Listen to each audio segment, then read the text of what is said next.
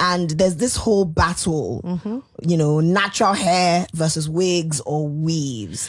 What's your take on it? Your natural hair is good for church programs.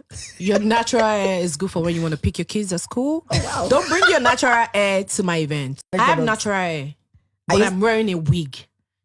But I don't have to. I can wear my natural hair if I want to go out. If I'm going to the beach, now I can wear my natural hair. It's good for the beach. If I'm going to church, it's okay. Do you get what I'm saying? If I'm going to pick maybe going to play with my niece, it's cool. If I'm in my house, it's okay. But why would I want to wear a nice dress, expensive dress, expensive heels? At least I'll do ponytail. At least. But when you do natural hair, you're wearing a nice dress. I'm looking at the dress up. I just look at the face and they do one thing. They do one thing when they pay me. So we not do that small makeup and say you're a minimalist. No. No. Chloe! No.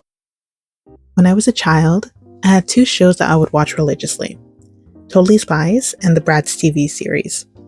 I remember that at the age of 5, I was watching the Bratz show, and there was an episode where they were either being spies or they're filming a movie. I think it was a mixture of both, though. And one thing I do remember specifically was looking at Sasha and really examining how long and flowy her hair was, and then compared it to my own tightly coiled hair that was on my head. So I turned and took my blue blanket that I had ever since I was a baby. I placed it on my head, secured it with my hand, and flaunted around my room as though I had long, straight hair. This was the first time that I remember where I was introduced to insecurities about my hair. I would later on begin to see my mother only ever having her hair straightened, and would examine how far her hair extended down her back, and the desperation that I felt to have the length for myself, especially since my mother was a big advocate for never straightening my hair because her own mother had permed her hair when she was about my age. Again, this is at the beginning of this long journey that started at the age of 5. I don't think when it comes to femininity that we talk enough about how feminine Afro hair truly is. The ability for our hair to defy gravity in ways that allows for us to incorporate and try out various styles to our pleasure is something that is not isolated, but relatively isolated to those with Afro hair. Yet for some reason, most feminine content depicted on social media contains ladies wearing wigs, weaves, or they have their natural hair straightened. We have come a long way from the overt demonization of our hair, especially after working towards maintaining a natural hair care movement that encouraged Black women to embrace the natural curls that we have been blessed with. Even with the Black Panther movement of the past, the Afro was a symbol of cultural strength and resilience against oppression. What is truly disheartening, however, is the maintained lack of representation of Afro hair within the femininity space. The height, length, and volume of her hair once was indicative of our regality. The more elaborate the hairstyles, the higher the status we occupy. These elaborate, intricately detailed hairstyles were often used in order to identify the tribe, age, marital status, occupation, and other aspects of our lives. The act of hair care practices was, and continued to be, a collaborative effort that promoted communal gatherings, strengthening familial and ethnic ties. The title of the Black Crown, used to describe the Afro-Textured hairstyle, was correlated to words like abundance and plenty.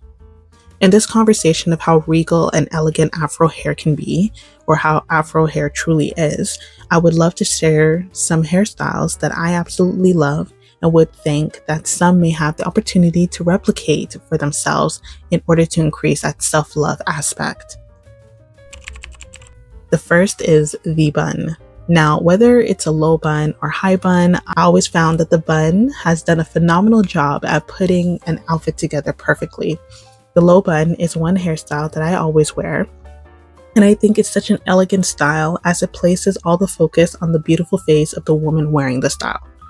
The high bun does also have that ability as well, since its sleek nature places all emphasis onto the face.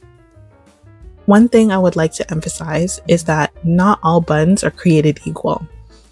This means that there are multiple ways that you can wear a bun. There's multiple ways that you can style a bun.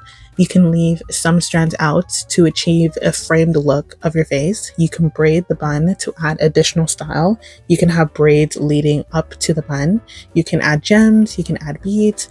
There are so many variations of styles that you can achieve. Just like the buns, puffs are a hairstyle that helps to draw attention to the face as well, but the difference is in how grand the hairstyle is. When you wear a puff, you are commanding the space and the attention of a room with its presence. The high bun especially gives the perception of a crown-like structure on the top of your head. And remember that before I mentioned that the height of your hair was correlated to your regality and even your divinity. So having this high bun would emphasize how much of a regal status that you are occupying. Just like the bun, not all puffs are created equal either. You have a plethora of ways in which you can style and even accentuate the puff as well. This can include the use of braids, items like gems, or even simply the way in which you decide to style the puff itself, whether it's to create more volume or to try something unique. The afro, in and of itself, is incredibly elegant and shows ties to one's regality because of its attention-grabbing capabilities. You do not need to have a huge afro in order to command the attention of the room when you walk in. It's a natural superpower. In resembling a crown, the afro provides a natural allure that has many staring in judgment, envy, or even awe. But remember that a regular crown does all of these things as well.